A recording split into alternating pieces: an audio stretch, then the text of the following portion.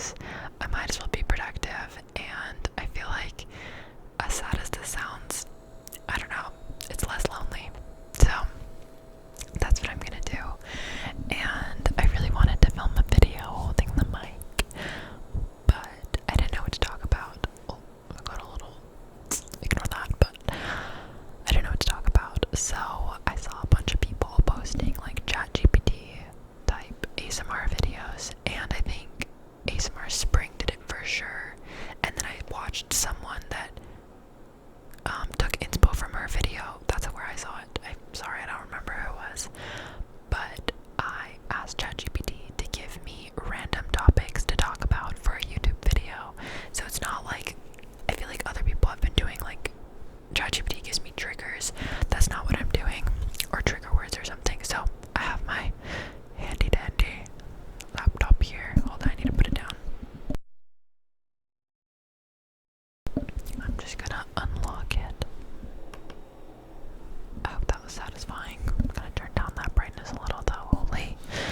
Okay, so it gave me a whole lot of things, and we have different categories. We have social and cultural commentary, we have pop culture and media, we have tech and society, personal and lifestyle, trends and aesthetics, / just for fun, controversial takes.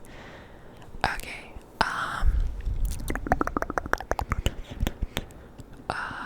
the first one for controversial takes is pineapple absolutely belongs on pizza. I don't think it does. Not because I don't like pineapple, and it's not because I'm particularly against pineapple. I just think really juicy things do not belong on a pizza because the liquid makes the pizza soggy. So that's my opinion on that. That was not very good, ChatGPT. Okay, some of these are pretty bad. Let's go back to the start. Should influencers be considered role models? No. Definitely not. I've always thought this, and I don't even think celebrities should be role models. I think it's awesome if you have someone to look up to, and I'm not really hating on on that idea. But the thing is imagine if you were famous, how much of your real life you would show to other people. In my opinion, it would be like a very small portion of who I really am. And their life, celebrities, I mean, their lives are under such a microscope that I mean, like the second they do something wrong, or even people are particularly like looking into their lives to find something they did wrong in their past, I think it is just bound, like something is bound to come out about this person, celebrity, influencer that you look up to, that you, I don't even know, like consider a role model. Something about them, I don't know. Do you know what I mean? Like, nobody is perfect, absolutely, but I find more often than not, like with singers or actors, especially in times of crisis or times where they need to speak out about certain issues in the world, it just like stuff comes out about them and you're like, wow, you are not who I thought you were, and then you get really disappointed. I don't know if that's a pessimistic way to view life, but me personally, my role models will always be people that are close to me, like family and friends, or, well, doesn't need to be family and friends, but just people that I know in real life. Are we too obsessed with productivity? Yes and no. I think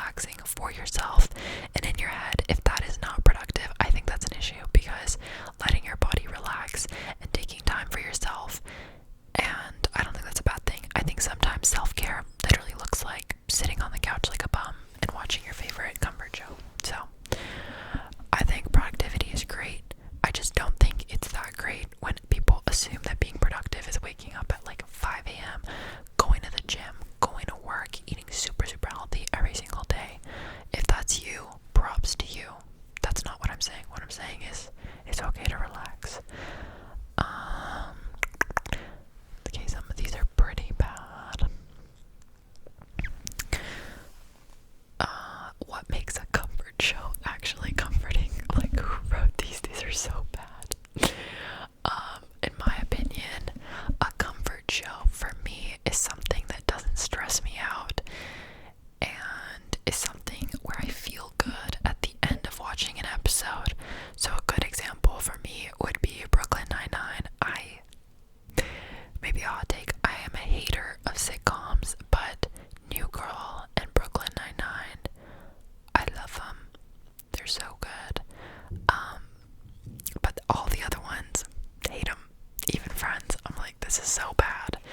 But something that makes me feel good at the end of watching it. So no like thrillers or dramas or really heavy topics. None of that is comforting for me. Like once in a while, sure, but when I'm sitting down to watch something, I want to be relaxed, you know?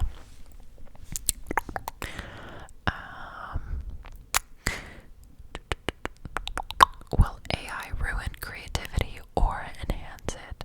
I think it will ruin creativity, but it will increase productivity because I am able to do my work and my schoolwork so much faster than I was able to before. But in times where I don't have ChatGPT, for example, like available to me, I feel myself struggling. Like, I don't know, I've like lost the ability to write, but it's not actually that I've lost the ability to write. It's that I know ChatGPT would write it so much better that when I start writing it without like AI's help, I'm just like, why am I even doing this? Like, this is not, I can do better, you know, or AI can do better. Is social media making us more lonely? It's like ChatGPT was listening to me when I was talking about this. Social media for me, I have so many opinions on social media, but okay, so me, last year I was on a lot of different social media platforms, not like trying to be an influencer or anything, but I just had, you know, like Snapchat, Instagram, Pinterest is fine, YouTube, I don't know what else, Facebook, it doesn't really matter, but mainly Instagram was like my downfall. Can I even say that? I don't know. Instagram, I would follow my friends, but I would also follow like friends of friends and like people in my city that I knew of. Like, I didn't really follow celebrities or anything, but these were like real people that I knew of or knew personally.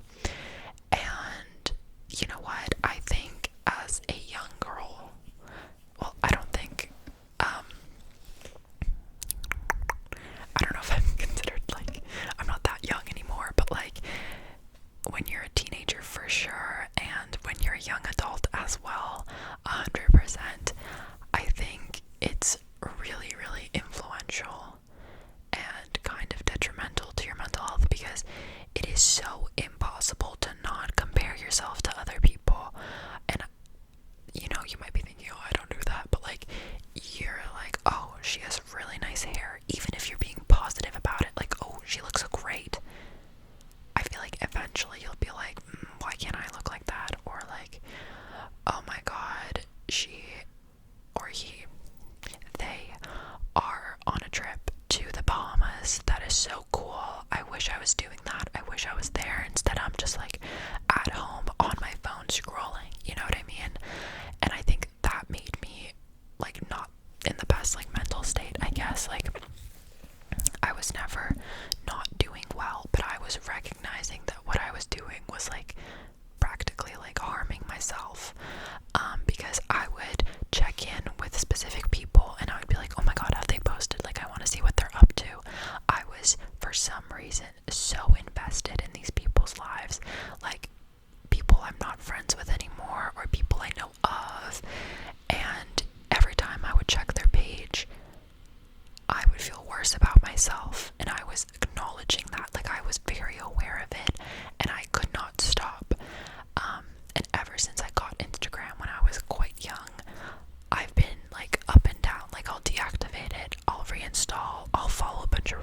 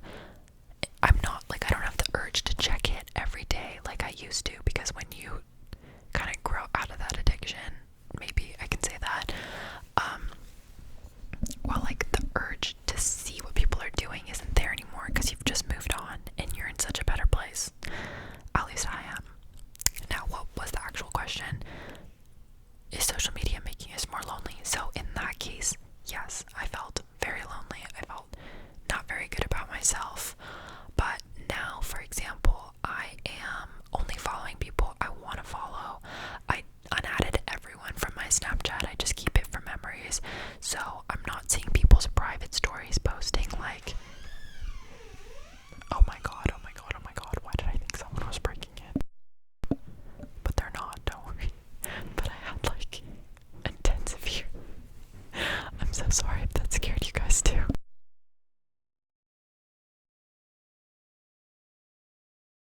I think it was just my upstairs neighbors like leaving. But what was I saying? Oh yeah, I'm not on people's private stories anymore.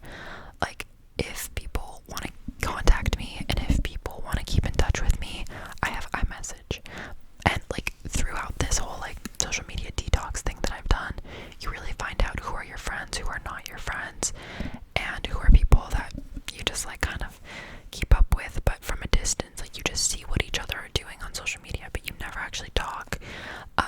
And I don't need that. My brain is way too important to be filled with what other people are doing, you know? So, anyway, on that note, I'm doing great. I really love the place that I'm in. I'm really proud of myself for doing the social media detox and just like learning to not really care about that stuff. Also, so much more time in my day. Like, my day was opened up. There were days since I deleted Instagram that still happen, I mean, like now, where I would sit in my room and I would be like, I don't have any schoolwork. I don't have any work. My family's all busy. And I'm like, what do I do? So I had to really like, I had so much time to get into hobbies again, which was so much fun.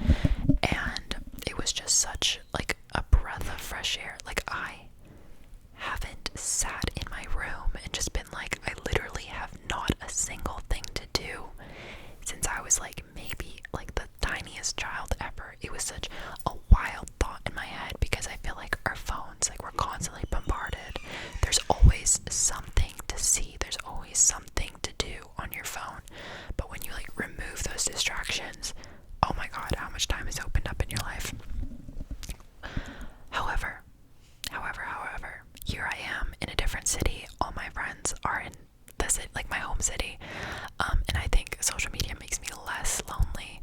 Well, I don't know if this is social media, but like, no, I guess it's not, because when I miss someone, I just FaceTime them, and that's not social media. Oh my goodness. Okay, moving on from this question. It's been too much. It's been too much.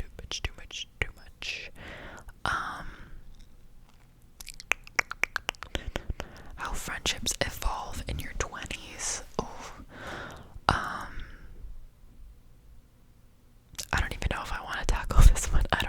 This is not something that I've thought about personally, because I feel like my friendships started to evolve during the pandemic, which is when I was in high school. So I feel like if you were the pandemic generation, I feel like friendships drastically changed during that time because, again, you were like at home social distancing from people, and only your real ones were actually contacting you. So I went from thinking I had so many friends to it really dwindling down, like really, and I was happy with that. I was okay with that because, yeah, just kind of shows you like who your real friends are. So I feel like there's that. And then friendships in your 20s, like in your 20s, people are graduating university, people are graduating college. Some people didn't go to either. Some people started working right away. So everybody's schedules are different. So I think friendships evolve based on the fact that you're not seeing each other every day at high school, for example, or at soccer practice or something. Everybody, like, on each end of the friendship has to put an effort to see the other person. So I think maybe you see your friends less, maybe in your 20s. TBD, I don't know, depends on who you are. But I think the people that you do see are better friends, or like closer, more real friends. Oh, I have 20% left. Let's see what is left.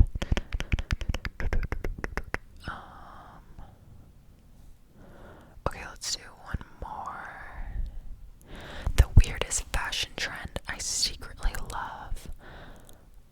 Okay, I'm gonna need to think about this because I think all the weird ones aren't even that weird that I like.